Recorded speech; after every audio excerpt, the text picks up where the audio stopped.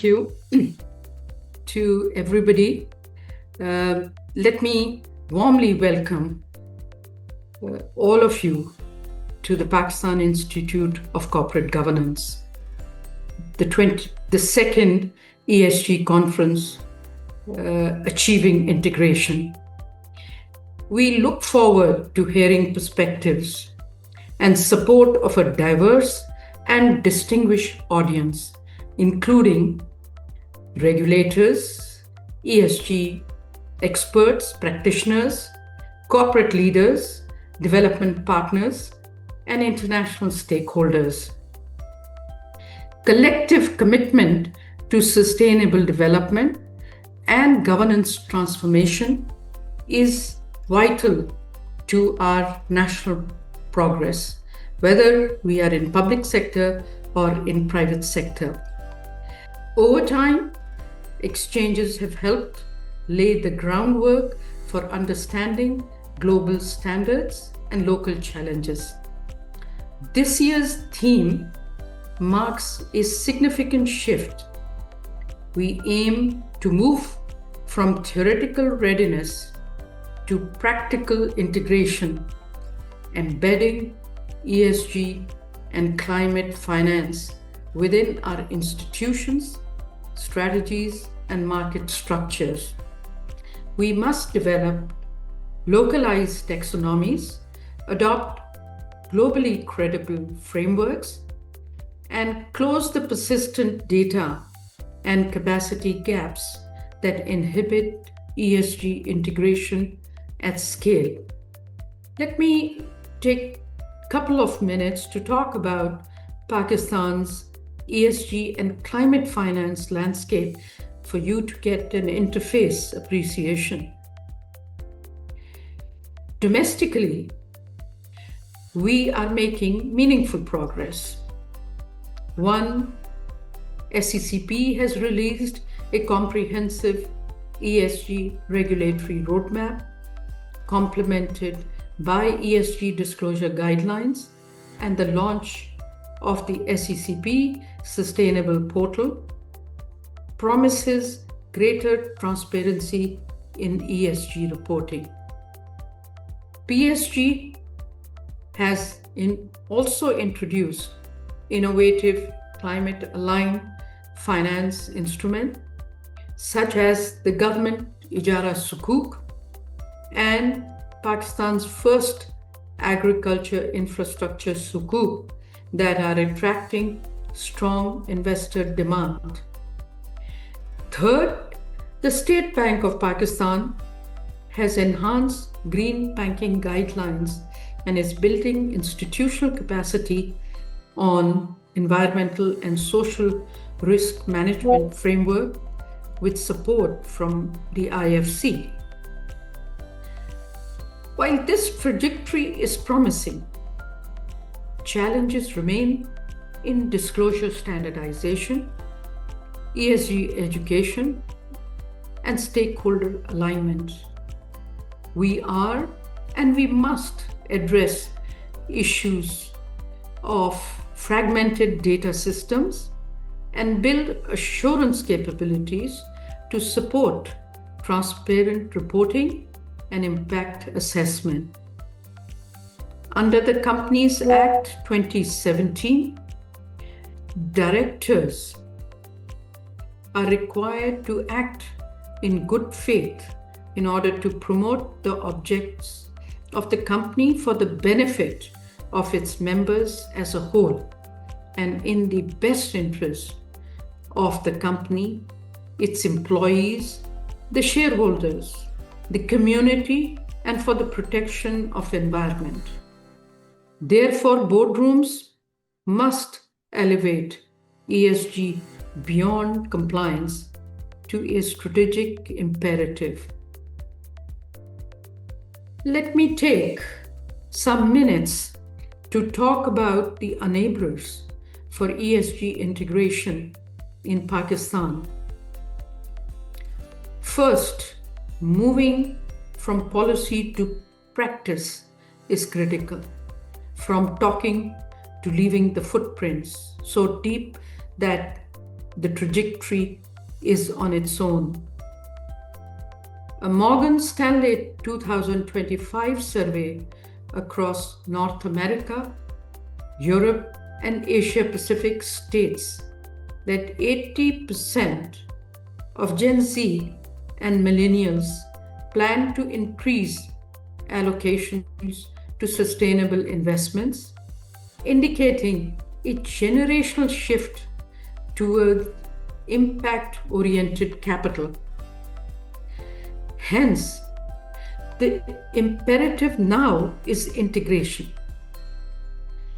ESG must shift from policy aspiration to execution, embedded in capital allocation, risk frameworks, board governance, and workforce. This requires ESG governance structures, senior leadership training, ethical and inclusive corporate cultures, further social impact, especially gender equity, is essential for credible ESG strategies. This thing about having one woman on the board is, to me, insufficient. PICG, in collaboration with development partners, is supporting this through women-centric leadership programs, master trainer networks, and inclusive talent databases. Unlocking investment opportunities in ESG and climate finance is imperative.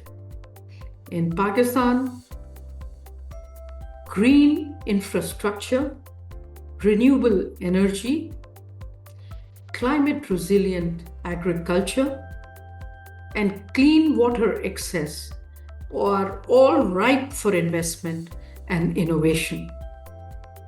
These areas not only offer financial returns, but contribute meaningfully to national sustainability goals. Capital market instruments are evolving to support this momentum.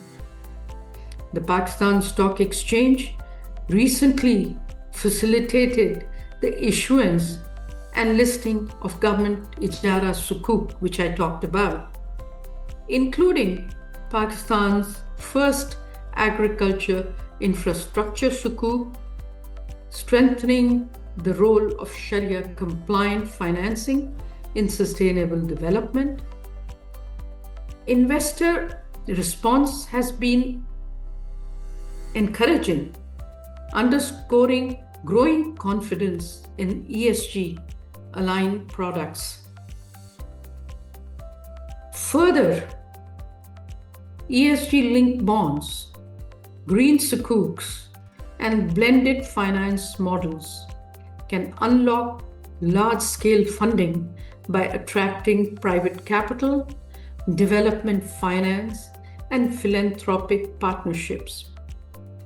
To activate these channels, corporates must strengthen ESG disclosures, while regulators and institutions like PICG continue building awareness and market infrastructure. In July 2025, Pakistan approved its first green taxonomy developed with support from the World Bank. It classifies environmentally sustainable activities and is expected to mobilize up to $340 billion by 2030 for climate resilience. I have to recognize the climate ministry that is doing good work, and it's now under leadership of the former Minister of Petroleum, Musaddiq Malik, who is now managing on the Climate Frontier. Strategic recommendations for the road ahead are something that I'd like to talk about. A multi-pronged national ESG strategy must include: 1. National ESG taxonomy and climate finance roadmap aligned with SDGs and COP commitments. Second, strategic emphasis has to be, but most important, has to be on adaptation finance targeted towards vulnerable regions and sectors. Third, inclusive ecosystems, empowering women, youth, and small and medium enterprises. There's a lot of education that needs to be delivered on ESG to the small and medium enterprises who think they can't spend money on this. Little do they know that without investing in ESG, they are actually losing a lot. Fourth point is the institutional needs assessment and capacity building via international as well as domestic experts. Another pillar of the national ESG strategy, which is critical in my view, is the peer networks and learning platforms, especially for women ESG leaders. Strengthen ESG education, now emphasis on digital infrastructure and innovation hubs is across the board throughout the world. Another point is the standardized impact measurements, frameworks to enhance investor trust. Unless we harmonize and standardize it, you would not have a comparative picture, which is fair. And the last strategic emphasis that I'd like to highlight is the alignment of investor expectations to the long-term nature of impact outcomes. It's not something you can see tomorrow, but it's a perpetual improvement. Let me try to conclude with the order of a call to action. Achieving integration reflects not only the ambition of this conference, but a critical turning point in Pakistan's ESG and climate finance journey. ESG must become a national imperative driven by sound governance, inclusive leadership, and collaborative innovation. As someone who arrived in Pakistan somewhat late after 30 years of being abroad, I have taken climate as one of my principal missions, because weaved within climate, the real response lies in ESG.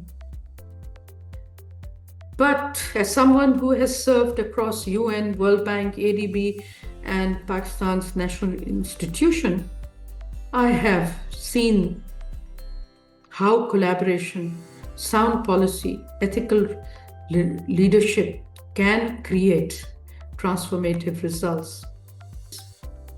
And Finance for Development has reinforced one truth: sustainability must drive our development narrative. PICG also reaffirms its commitment to steering this agenda forward. As a conference host and governance thought leader, it will continue building capacity, convening stakeholders, and designing sustainable solutions alongside PSX, SECP, State Bank, and other partners